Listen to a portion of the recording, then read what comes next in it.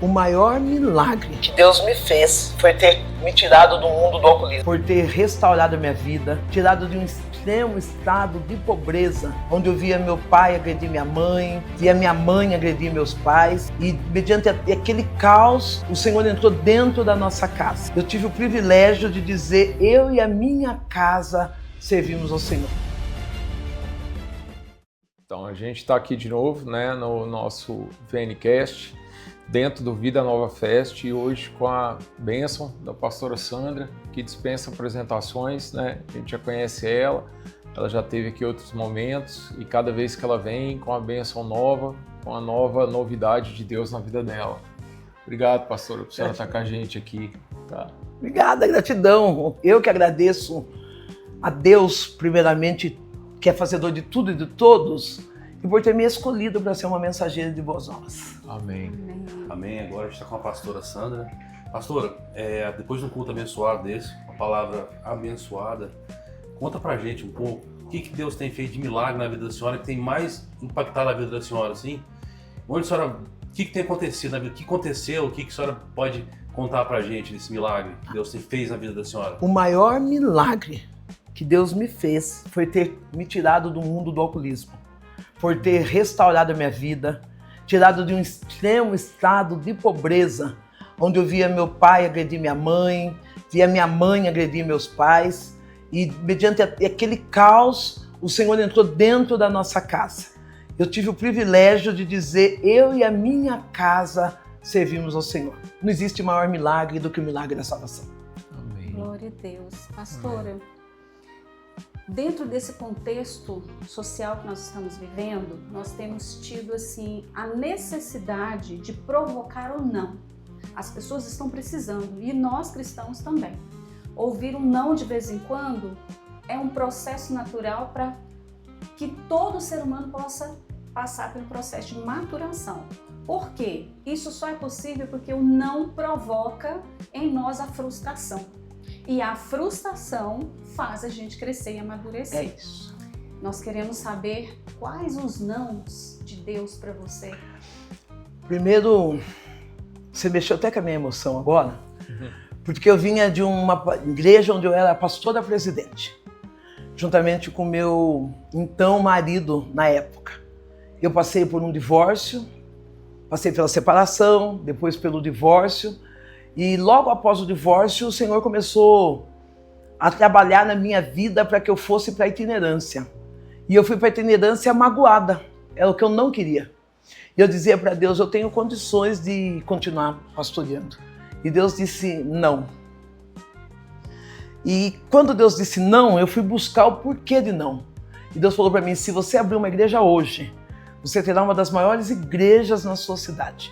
Mas eu não estou te dando uma igreja, eu estou te dando uma nação. Esse não foi muito dolorido. E ele disse assim: se você permanecer em Jerusalém, eu serei o teu esposo, serei o teu marido. Eu orei muito pela restauração do meu casamento e eu entendi que Deus não irá fazer essa restauração, que eu devo seguir confiando que Ele é o meu marido. Glória a Deus. E dentro desse contexto, eu sou psicóloga e trabalho com restauração de família de casais há 30 anos. Deus me entregou lá atrás uma frase que eu tenho guardado no meu coração. A família está no coração de Deus. A cada família que o inimigo destrói, o coração de Deus sangra. E aí a gente quer perguntar para você, como que está essa questão na família? Na verdade, eu casei com 38 anos. Eu era uma garota de programa, fiquei um tempo na prostituição, me converti. E quando cheguei na igreja, a igreja em si só dá valor à mulher casada. A igreja impulsiona a sermos casadas. Então, a minha maior frustração era ser uma mulher mãe solteira dentro da igreja. Eu casei com o pastor presidente. E eu fui uma das mulheres mais traídas da minha cidade. Meu então ex-marido teve filho fora do casamento. E eu percebi que Deus não está preocupado em estar com uma família destruída. Deus quer você primeiro restaurado. Foi através da perda de um casamento destruído que o meu filho saiu da bebida. Foi através de uma perda de uma família destruída que levantou o ministério pastora Sandra Alves. É melhor estar no centro da vontade de Deus do que estar num casamento tóxico, onde você não consegue ser fiel a ele. Relacionamento abusivo, que é o que nós temos muito. Nós cristãos precisamos parar de dizer que a mulher divorciada não tem valor. Eu, como divorciado, eu tenho ganhado muitas almas para Jesus. E eu aprendi a me amar. Aprendi a gostar de mim, a gostar da minha companhia. Eu viajo sozinha, eu viajo com meu filho, eu curto meus netos. Eu sou tão amada quanto uma mulher casada. Glória a Deus. Glória Amém. a Deus. Pastor, uma coisa que a gente viu também é que Deus tem honrado a senhora bastante, inclusive na política, né? A senhora se tornou agora vereadora por Estado de São Paulo, né? Creio que foi uma honra para a senhora, né, ter saído de uma cidade bem menor e ter se tornado vereadora numa cidade tão grande quanto São Paulo.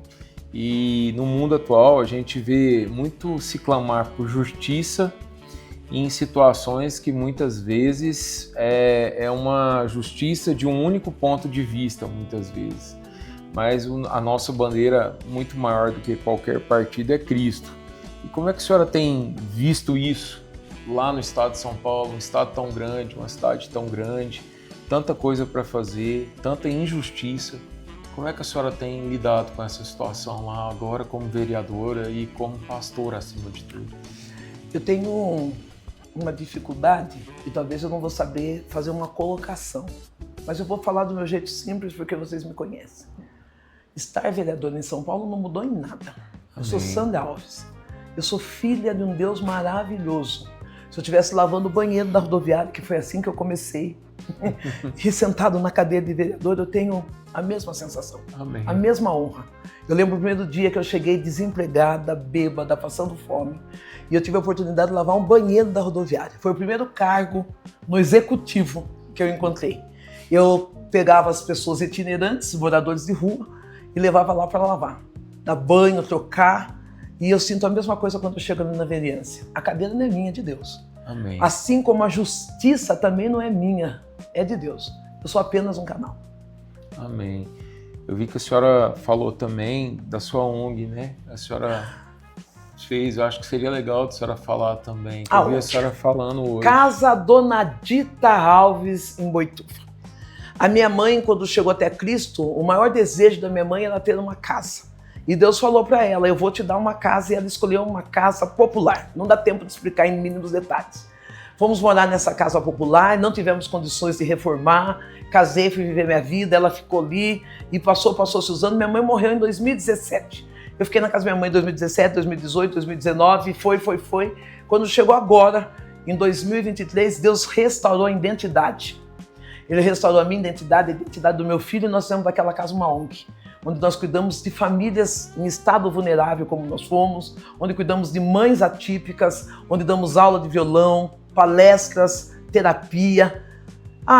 Ali eu preciso cuidar do meu coração, porque quando eu olho, eu sinto orgulho tremendo, porque essa casa está no mesmo bairro onde eu passei vergonha, onde eu passei necessidade, e hoje nós damos uma assistência para a cidade. Amém, pastora. Amém. Pastora, Jesus tem voltado muita gente e tem voltado todo dia. Graças a Deus. Ele vai voltar para mim, para a senhora, para o doutor Alex, para a Sandra, para você e ouvindo para a gente. E ele pode voltar de várias formas. Pode ser arrebatado e pode morrer também. O Apocalipse tá aí, em várias formas. O que a senhora pode trazer para a gente? O que a senhora acha disso? O que Deus revela para a senhora dessa Apocalipse? Como assim? Quando eu passei pela dor da separação, depois de 15 dias eu cheguei em casa, minha mãe me encontrou sorrindo, ela me sorriu para mim, e ela disse assim, filho, eu tenho uma surpresa para você. E eu falei, mãe, que surpresa! Eu estava ferida, estava machucada, eu achei que minha mãe ia contar alguma coisa relacionada à minha vida sentimental, e minha mãe falou para mim, eu vou morrer. E aquilo me entristeceu muito.